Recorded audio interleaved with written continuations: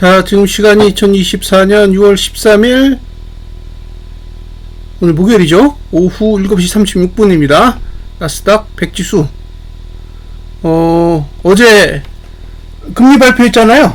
네, 금리 발표해서 어차피 뭐 제가 어떤 분석을 하든 발표하는 대로 갈 거니까 분석이 필요 없을 것 같아서 어제는 쉬었습니다. 자, 보세요. 여기가 하단선이죠. 월봉은 여기가 하단선이에요. 그러니까 매수가 지났어요. 예? 매수가 지났습니다. 그리고 이거 분기봉으로 봐도 이제 매수가가 아니라 매도가에 왔어요. 어제 매도가 찍은 거예요. 여기 매도가 찍었다. 와, 매수가는 여기죠. 여기. 예, 그러니까 지금은 분기봉으로 봐도 매수가를 벗어났고, 네, 분기봉으로 봐도 매수가 벗어났고 이제 매도가에 왔어요. 그러니까 이제 뭐 더 이상 신규 매수 외칠 일은 없고요. 이제 뭐 매도를 할지 말지 결정을 하셔야 되는데, 월봉도 사실 여기가 이제 매도가잖아요. 그러니까 지금 뭐 월봉 매도가, 분기봉 매도가 다 찍었어요. 다 찍었습니다. 이제 문제는 뭐냐면 월봉도 고가를 넘었고 주봉도 고가를 넘은 상태예요. 그 다음에 이주봉도 지금 지금 볼밴까지 갔잖아요. 여기서 이제 더 올라가면 여기까지 가겠죠. 19,652 여기까지도 갈 수 있어요. 이주봉 기준으로 보면 이제 요 정도가 만땅인 거죠. 여기도 보면 하단선이 여기 있잖아요. 하단선이. 그러니까 이주봉으로 보면 매수가가 18,607 정도 되는 거고, 월봉으로 보면 18,433 정도 되는 거예요. 그러니까 지금은 매수 영역을 완전히 벗어났기 때문에 말씀드리지만 매수 이야기를 할 게 없어요. 매수 영역을 벗어났기 때문에 매수 이야기를 할 수가 없는 거죠. 뭐 2주 전에도 사실 여기 하단선이 있었고, 그 다음에 지난주에도 하단선이 있었기 때문에 저가만 안 깨지면 매수하시면 된다라는 이야기를 했지만, 지금은 볼펜 20 상단선도 넘은 상태이기 때문에 더 이상의 이제 매수 이야기는 의미가 없는 거죠. 그래서 보유하시든지 파시든지 결정을 하시면 되는데, 문제는 이게 지금 내려가려면, 반대로 하락하려면 고가를 낮추는 봉이 나와야 되는데, 지금 일봉도 고가가 높아진 상태고 주봉도 그렇고 월봉도 그렇고 다 고가가 높아져 있잖아요.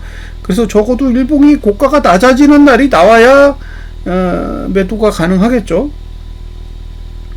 뭐 일봉도 똑같은 얘기를 했잖아요. 고가가 낮아지면 매도할 수 있어요. 지금은 충분히 그럴 만한 위치에 왔어.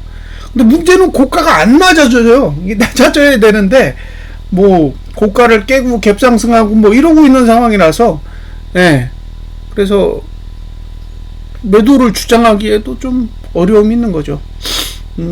새벽에 뭐 금리 발표했는데 동결이에요. 금리를 발표했는데 동결이고, 뭐 CPI는 3.3이 나왔는데, 이게 2023년도 7월 달에 3.0 기준으로 보면 높아요. 지난달 3.4에 비하면 0.1이 낮아졌지만 여전히 2023년 7월에 비하면 0.3이 높아요. 이 얘기를 왜 하냐면 3.0일 때도 금리 인하를 안 했다는 거예요. 그리고 올해 초에 3.1도 있었고 3.2도 있었습니다. 그러니까 2월달 3월달에 CPI가 제 기억이 맞다면 이제 3.1하고 3.2가 있었는데,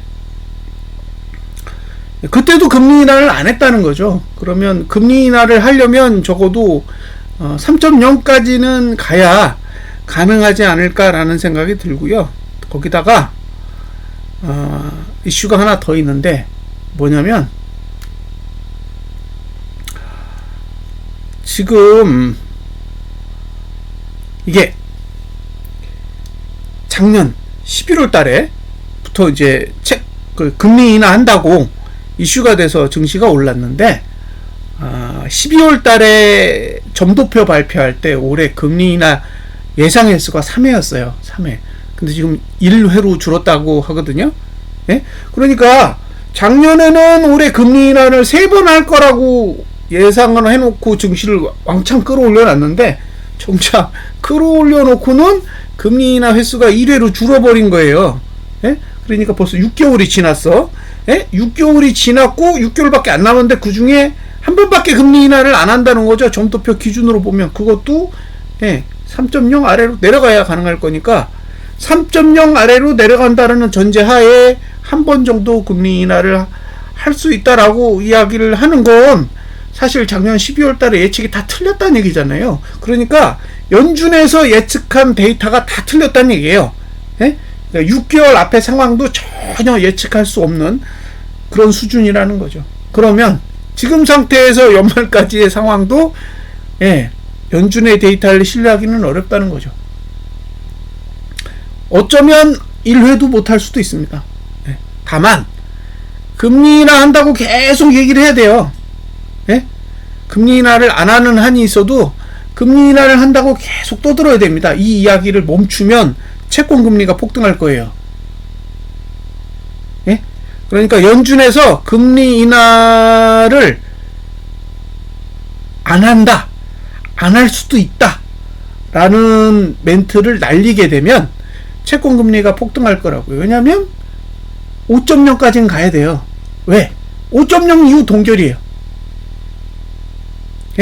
그러니까 채권 금리가 5.0을 찍은 그 상태 이후로 계속 동결이라고요.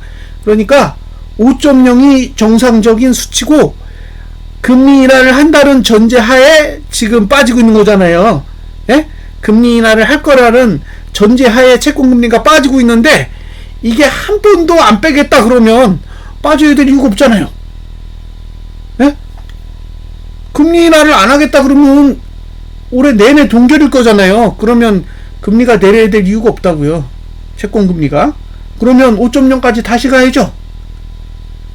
그래서 연준 입장에서는 저는 계속 뭐 인플레이션이 오든 말든 CPI가 높든 낮든 계속 이런 스탠스를 유지할 거라고 봅니다. 그걸 안 하면 난리 날 거니까. 다만 실제로 인플레이션이 잡힐 수 있을지는 저는 모르겠어요. 아직까지는 없다. 아직까지는 없다잖아요. 아직까지는 인플레이션을 잡을 수 있는 그 어떤 대책도 없는 거죠. 왜냐하면 금리는 동결돼 있고 돈 푼 건 전혀 회수를 안 하고, 그러니까 뒷구멍에선 계속 돈 풀면서 앞에서는 금리를 동결시켜 놨기 때문에 뭐 방법이 없어요. 뭐 돈을 회수해 가지고 유동성을 줄이는 것도 아니고 그렇다고 금리 인상을 해 가지고 압박하는 것도 아니라서 계속 추이를 좀 지켜보긴 해야 됩니다.